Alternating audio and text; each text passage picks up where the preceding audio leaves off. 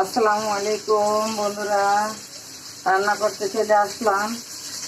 আজকে রান্না করব রুই মাছ দিয়ে, পটল আলু টমেটো দিয়ে। আমি তেলে পেঁয়াজ দিয়ে দিলাম, পেঁয়াজটা লাল করে নিব। এখানে আমি মাছ ভেজে নিতেছি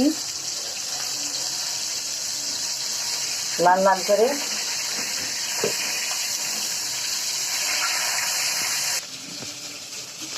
আদা বাটা দিয়ে দিলাম জিরা বাটা। আমি বাইকে বেশিরভাগ মশলাটা খাই, আমি ব্লেন্ডারে করি না, কেননা ব্লেন্ডারে করলে মশলাটা পাতলা হয়ে যায়, এজন্য আমি বাইকে নিই।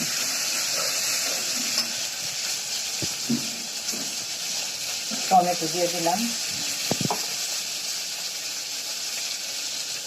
দিলাম হলুদের গুঁড়া, দিয়ে দিব মরিচের গুঁড়া। ঝোল ঝোল করে রান্না করবো, কেননা গরমের তরকারি একটু ঝোল ভালোই লাগে খেতে। আমি ভালোভাবে কষাই নিব।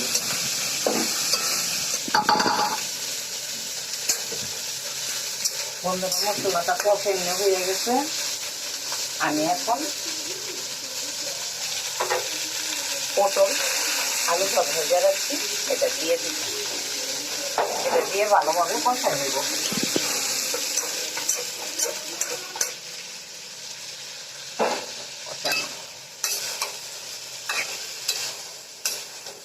গরমের তরকারি তো ভালো লাগবে খেতে, খুবই একটু ঝোল ঝোল করে। আজকে আমি মাছ আনি নেই, ফ্রিজে যা মাছ ছিল সেই মাছটাই আমি আজকে রান্না করবো। যেটা মাছই ছিল এই মাছটাই রান্না করব, কেননা ঈদের বন্ধ এখনো চলতেছে, ভালো করে বাজার বসেও নাই। আমি যে তরকারি শুধু নিয়ে আসলাম পটল।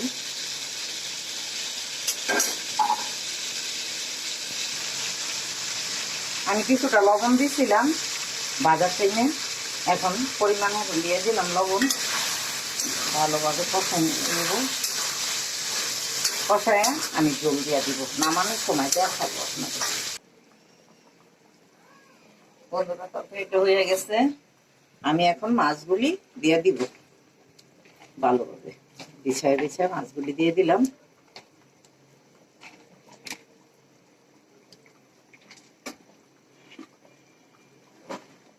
এটা কাঁচামরিচ দিয়ে দিলাম উপরে।